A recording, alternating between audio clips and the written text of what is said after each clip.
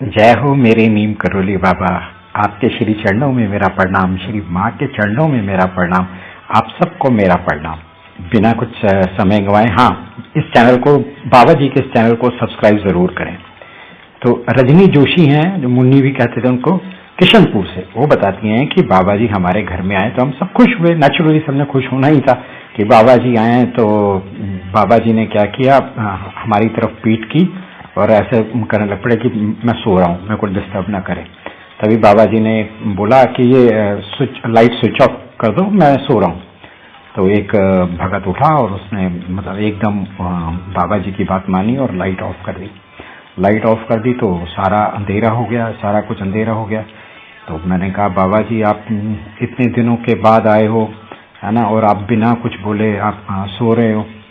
तो तभी बाबा जी ने कहा, अच्छा चलो ऐसा करो, लाइट ऑन कर दो। और जैसे ही बाबा जी ने बोला, लाइट ऑन हो गई। तो सारे जो भगत थे वो बड़े आश्चर्यचकित हो गए और थोड़ा हंसने लग पाए। तभी बाबा जी ने कहा, लाइट को ऑफ कर दो। लाइट ऑफ हो गई। अचानक ही फिर अंधेरा हो गया।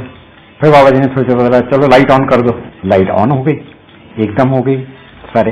तो ऐसे कुछ चलता रहा। तो ये जो था मजाक ये चलता रहा। तो बाबा जी ने आखिर में बोला, देखो इलेक्ट्रिसिटी भी मेरी बात मानती है, पर एक तुम लोग हो जो नहीं मानते। और सब हंस पड़े। बाबा जी का ह्यूमर बहुत कमाल था, वो कभी किसी से नाराज नहीं होते थे, सबको खुश रखते थे। जय हो मेरे नीम करोली बाबा महाराज, जय हो। हीरालाल खन्ना जी लुधियाना से बताते हैं कि एक बार महाराज जी श्री माँ के साथ और कुछ भक्तों के साथ मेरे कजन के ज्ञानचंद्र कपूर के घर में अमृतसर में गए और वो वहाँ पे 2 दिन रहे। और दोनों दिन उन्होंने, बाबा जी ने टेलीफोन पे बहुत लंबी लंबी बातें लोगों से डिफरेंट प्लेसेस पे की। और जैसे ही बाबा जी वहाँ से जा रहे थे तो बाबा जी ने मेरे कजन को कहा, चिंता मत करो, तुम्हें इससे कोई बिल नहीं आएंगे, जो भी मैंने फोन किया उसका कोई बिल नहीं आएगा। और आश्चर्यचकित बात थी कि बाबा जी के उन फोन्स का कभी बिल नहीं आया। अच्छा, मैं एक चीज बोलता हूँ ना कि महाराज जी को ना किसी का टेलीफोन और किसी की जरूरत नहीं पड़ती, उनके भक्तों को भी किसी चीज की जरूरत नहीं पड़ती। वो कैसे कम्युनिकेट कर लेते हैं उसकी कोई जरूरत नहीं है। ऐसे ही ना पंडित होतीरथ दत्ता जो संस्कृत टीचर थे अलीगढ़ में, वो कहते हैं मेरे पास टेलीफोन नहीं था, पर जैसे जब भी बाबा वृंदावन आश्रम में आते थे मुझे ऐसा लगता था कि वो मेरे कानों में बुला रहे हैं मुझे, और मैं सारे काम छोड़ के बाबा जी के दर्शन करने चला जाता था। बाबा जी को ना कम्युनिकेट करने के लिए, अपने किसी भक्त से बात करने के लिए किसी भी मैकेनिकल चीज, टेलीफोन, टेलीग्राम की जरूरत नहीं पड़ती थी।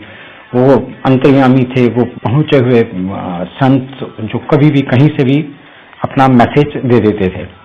महासमाधि से पहले ज्ञान प्रकाश जो कि लखनऊ में हैं, उनसे उन्होंने फोन पे बात की थी, कैंची धाम से। एक दिन जब RC Soni director general of forest थे और उनकी फैमिली बाबा जी की कुटिया में बैठी थी और वो ज्ञान प्रकाश के बारे में बात कर रहे थे और वो कैंची धाम में थे, तभी प्रकाश जी के घर में, ज्ञान प्रकाश जी के घर में फोन की घंटी बजी जी और बाबा जी ने उनसे बात की और कुछ फाइनल इंस्ट्रक्शन देनी थी उनको, जो उन्होंने दे दी और फोन काट दिया। और पर क्या हुआ कि ज्ञान प्रकाश जी ना उनसे कुछ पूछना चाहते थे, पर वो फोन ही डिस्कनेक्ट हो गया। वो समझ नहीं पाए कि बाबा जी ने कहाँ से फोन किया। तभी कुछ दिनों के बाद प्रकाश जी, ज्ञान प्रकाश जी सोनी जी से लखनऊ में मिलते हैं।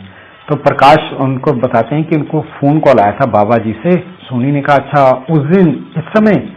अरे उस दिन तो हम बाबा जी के पास आश्रम में उनकी कुटिया में बैठे थे और वो आपके बारे में बात कर रहे थे, ज्ञान प्रकाश जी के बारे में बात कर रहे हैं, कैंची आश्रम से बात कर रहे हैं। कैंची आश्रम में उस समय कोई टेलीफोन नहीं होता था, पर लखनऊ में प्रकाश जी के घर पे फोन की घंटी बजती है और बाबा जी उनको कुछ इंस्ट्रक्शन देते हैं और फोन डिस्कनेक्ट हो जाता है। जैसे मैंने बताया था कि बाबा जी बहुत अंतर्यामी हैं, उनको किसी चीज की जरूरत नहीं पड़ती किसी को भी बताने की, खुद ब खुद सब कुछ हो जाता है। जय हो मेरे बाबा नीम करोली महाराज, आपके श्री चरणों में मेरा प्रणाम, श्री माँ के चरणों में प्रणाम, आप सब लोगों को मेरा प्रणाम।